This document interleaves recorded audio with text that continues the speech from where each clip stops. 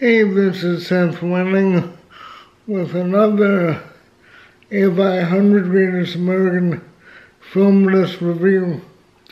Today we are reviewing Easy Rider, and for this review I'm wearing original Ray-Bans, Ocean Ray-Bans from 1996. We're not talking kind you buy in the store today. They're like Exotica.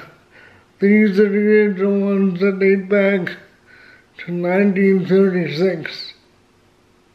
Easy Rider is a 1969 independent road film written by Dennis Hopper, Peter Fonda, and Terry Southern. Easy Rider appears at the 88th place in the 1998 list and the 84th place on the 2007 list. It sparked a new era in Hollywood film. It is critically acclaimed for its acting, directing, writing, soundtrack, visuals, and atmosphere. It was added to the National Film Registry in 1998. The plot was Fonda as Captain America and Hopper as Billy ride through the South carrying money from a cocaine deal. Easy Rider helped spawn the genre of 70s filmmaking that spawned Dirty Larry, Crazy Mary, and the original Gone in 60 Seconds. Not the Nicolas Cage film. Easy Rider is a cultural touchstone that sparked a divide between old and new Hollywood. It dumbfounded Peter Fonda's father, Henry. He didn't think the movie had any plot or meaning. But to younger moviegoers, this was the ultimate motorcycle film. Motorcycle films had been around for years as a symbol of freedom from authority, but they were mostly poorly produced projects that Hollywood disregarded. Easy Rider melded the motorcycle movie with cultural movements of the 60s like hippies, communal living, and heavy drug use. In fact, all the marijuana used in the movie and all the cocaine used in the movie was actually real. Columbia Pictures released Easy Rider on July 14th, 1969, and the film grossed $60 million and a budget of $400,000 American dollars. Like a gangster film, All Outlaws and an exploitation motorcycle film are products of the larger society. They rejected the establishment and preferred to be tribal and nomadic. Fonda wasn't a gang leader like Brando was in The Wild One. Fonda repented when he caused suffering, especially in the last scene. Easy Rider didn't have an easy birth, but it did spawn a number of firsts. The script, written by Hopper, Fonda, and Southern, was shopped to American International Pictures, but they were turned down.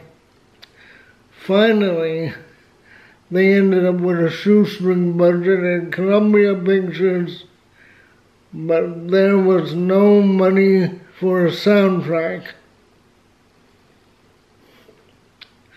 Hopper made a scratch track consisting of old rock songs just so the executives could watch a cut of the movie. And they loved it. Easy Rider was the first movie to use oldies in their soundtrack.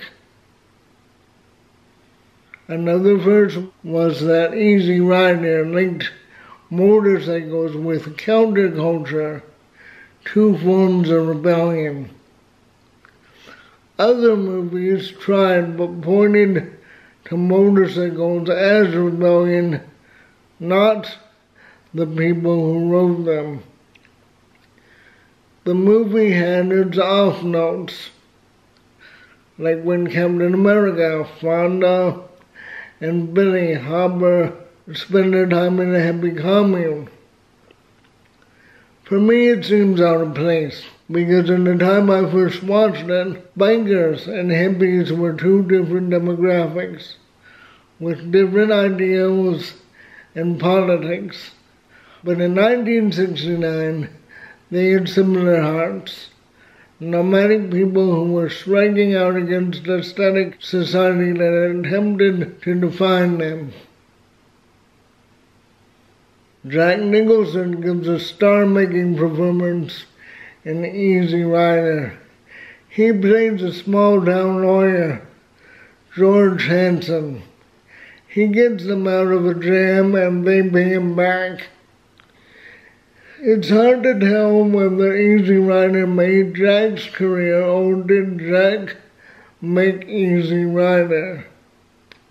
Easy Rider may have been his breakout film, but Nicholson and this movie were made for each other. His performance alone is a reason to watch this film. Along with all this rebellion, there's a need for comfort. A guy on a bike still needs to eat, so Captain America and Billy sell drugs to get by. This odd condition to the modern world's reality nods to what the future will be. Rebellion is an identity that can be bought and sold on Wall Street, just like idealism and comfort and freedom, because everyone needs to eat. Every biker wants to get off the road and retire in a double wide in Florida and go golfing. In the 48 years between when Easy Rider came out and now, it's gone from a film that imitated true life to a historical film on the boundary between the 60s and beyond. It came out the same time as Woodstock, and it must have seemed like the counterculture was exploding upon America. In the years since, true to form, both motorcycles and Woodstock have become part of corporate America. There have been 5 Woodstock concerts since, each one less spectacular than the last. And Harley-Davidson is going to move manufacturing to Europe because of tariffs. I wonder what Captain America would think. If you like this video, click like, subscribe, ring my bell for notifications, visit my links in the box below. Adios until next time.